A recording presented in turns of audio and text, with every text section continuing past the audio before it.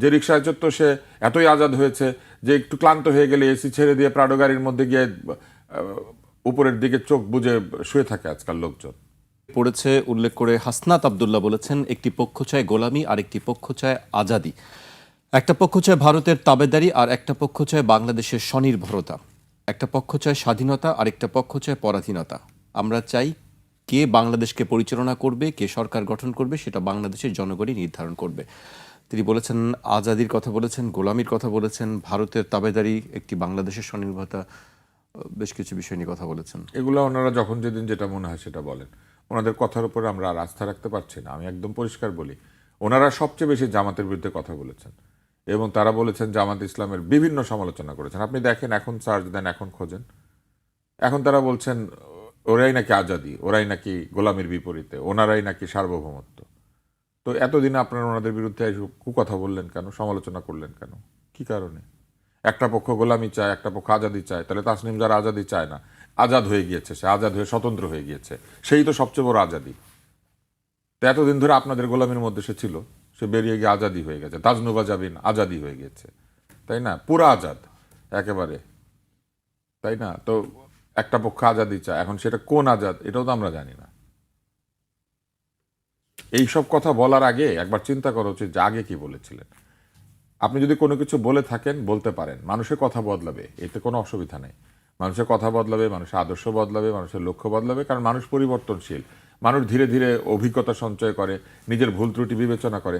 সেক্ষেত্রে বলতে হবে যে আগের কথাটা ভুল ছিল, আগের কথাটা ভুল ছিল বলেন, আগের কাজকর্ম ভুল ছিল সেটা বলেন। এখন ঠিক ঠিক রাস্তায় এসেছেন, আলহামদুলিল্লাহ, আপনারা ঠিক রাস্তায় এসেছেন, জামাতের সঙ্গে যোগ দিয়েছেন, জামাতের হাতে হাত মিলিয়ে ইলেকশন করছেন, খুবই চমৎকার। এটা পরিষ্কারভাবে বলেন, তাহলে ভোটটা দিতে পারি আমরা। কিন্তু সেটা তো তারা বলছেন না। কে আজাদি চায়, কে গোলামি চায়, সেটা তারা পরিষ্কার বলেন না কেন, সেটাও তারা বলছেন না। আর আজাদি গোলামি আমরা তো বুঝি, যে রিক্সায় চড়তো সে এতই আজাদ হয়েছে যে একটু ক্লান্ত হয়ে গেলে এসি ছেড়ে দিয়ে প্রাডো গাড়ির মধ্যে গিয়ে উপরের দিকে চোখ বুজে শুয়ে থাকে আজকাল লোকজন। এই আজাদি তো আমরা দেখতে পাচ্ছি, বিরাট আজাদ হয়েছেন তারা। রিক্সায় চললে গায়ে বাতাস লাগতো, এখন এসির বাতাস লাগে। এই আজাদি আমরা দেখতে পাচ্ছি না চোখে। জি, কেউ গাড়িতে চড়া অন্যায় না, আমি আবার বলি, কিন্তু এই গাড়িতে চড়ার বিষয়টার একটা দীর্ঘ প্রক্রিয়া আছে। একটা লোকে পুরান গাড়ি কিনে, তারপরে একটা রিকন্ডিশন গাড়ি কিনে, তারপরে একটা নতুন গাড়ি কিনে, তারপরে 6টা-5টা গাড়ির মডেল বদলানোর পরে একটা প্রাডোতে গিয়ে চড়ে। আর আমরা তো দেখি ওনারা মায়ের গর্ভ থেকে ভূমিষ্ঠ হওয়ার পরেই মনে হয় পুরান গাড়িটা কিনেছিলেন, নাইলে এইরকম বড় গাড়ির মধ্যে গিয়ে উপর দিকে চিত হয়ে যাওয়ার সুযোগ কেমনি করে তারা পায়? আমি আজ পর্যন্ত তো জীবনে আমার আত্মীয় স্বজনের পর্যন্ত একটা প্রাডো নাই। এক একজন আছে 20-30 বছর ধরে ব্যবসা করে, কোটি কোটি টাকা আয় করেছে, প্রাডো কিনতে পারে না, কারণ এক গাড়ির দাম 2 কোটি। আর তারা দেখি ভাইদের, তাদের বড় ভাইরা গাড়ি পাঠায়। আমাদের এত বড় ভাই ছিল, এখন তো সব নাই হয়ে যাচ্ছে, আমরাই বড় ভাই হয়ে গেছি। কই আমাদেরকে জীবনে কেউ একটা রিক্সাও পাঠায় নাই।